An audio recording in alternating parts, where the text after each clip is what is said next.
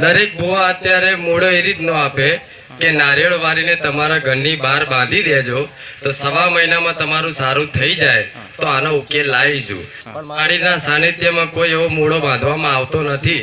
માતાજી એક શ્રાપ આપ્યો હતો એવો કે જે પણ મારા સાનિધ્યમાં જે બી ભુવા કદાચ મારું જોઈને કદાચ કરશે તેનો મારો શ્રાપ રહેશે.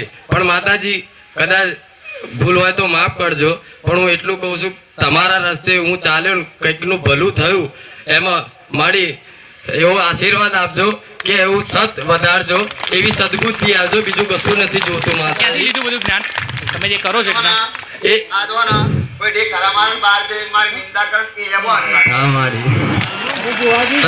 તમે કોણ છો? ભુવાજી. તમે ભુવાજી છો? ભુવાજી છું. અને માતાજી બેસે ગમે તે આવો તો માતાજીએ જે રસ્તો આપ્યો છે એનાથી મને ઘણું જ્ઞાન મળ્યું છે. એના દ્વારા હું માતાજી ના જ્ઞાન દ્વારા હું આપું છું બધા. શું નામ? હાર્દિકભાઈ રમેશભાઈ સોલંકી. દૂર રહે ને બધા છે થાય મારા બહાર કોઈ જ્ઞાન લઈ જશે થાય મારા બહાર શીખી અને પાછી મારી કાપતી કરી બાર બધા ઈઓનો મારો શ્રાપ લાગે ઈઓનો એ રાહ ભૂલી જાય ઈઓનો સમસ્યા ભૂલી જાય ઈઓનો યાદ ના આવે અને એ રાખો ના કે તો એ જરૂર પડે નહીં એ માથી એ તો જે બાવળા હોય નહીં બાવળાની આશીર્વાદ લાગ બાવળાની આશીર્વાદ લાગ રામ તારે તારા બેસરાજી મારા રામ છે મારી કુળદેવી છે બહુચરાજી માતા. મારી તમે બોલો એમાં કોઈ દિવસ ખોટું ના હોય. હું પહેલા એકવાર આવ્યો હતો પણ આજે તો મારી માતાજીને કહીને જ આવ્યો કે માતા સતની ગાદી છે એટલે હું જઉં છું, નકર બીજી જગ્યાએ ના જાઉં તારા વગર. હશે માતાજી કદાચ મને આવો બોલવાનો મોકો આલ્યો તે એટલે મને ભરોસો છે માતાજી. નકર હું એવું વિચારતો હતો કે લાખો પબ્લિકમાં માતાજી આપણને ક્યાં ઓળખે.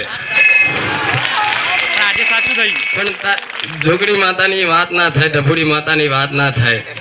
કદાચ આના રસ્તે કદાચ હેણશે ને તો આવનારો સમય મારી એવો બનશે, કદાચ તમે કોઈના ઘરે પગલા પાડ્યા છે ને માતાજી, તો આવનારો સમય એવો ઇતિહાસ બોલશે કે આમના ઘરે ડભુડી માતાજી આયા હતા.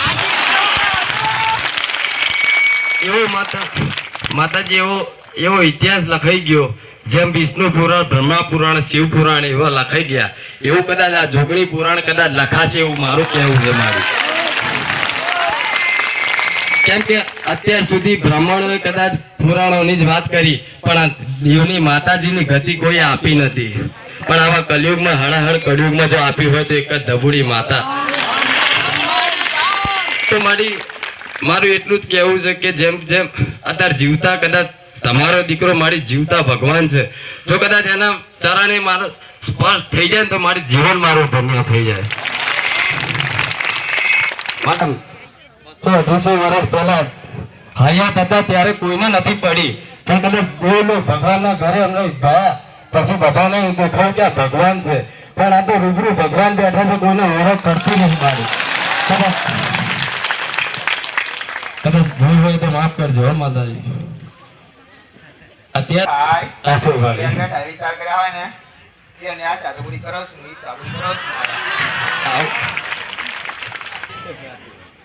બધા બધા કેટલા બનાવવા હોય ના હોય કોણ દીવો આપણું કરું ના કરતા જાય હું મેદાનમાં કરવું પડે.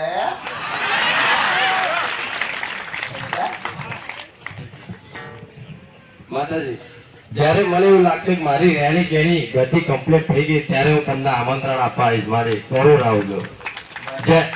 જ્યારે બી મને એવું લાગશે કે હું કમ્પ્લીટ થઈ ગયું, મારું ઘર કમ્પ્લીટ થઈ ગયું, બધા નીતિ નિયમ કદાચ પાડતા થશે ત્યારે હું આવીશ. મારી કે વગર તું ના આવ કોઈના ઘરે. મેલી રાજી કરજી હા પોતાની મેલી ચોકી મેલી એને રાજી કરજી હા તમારા તમે બોલ છો કા હા મારી એ મારા બધા કહેવાય ની ના કે મારી તમે ગુરુ મારા તમે ગુરુ મારા તમે કહેતા ને બધા મારા ચેલા, હું તો તમારો ચેલો જ છું. ભલે આ મારી હા મારી હા હાલો મારી રામ રામ.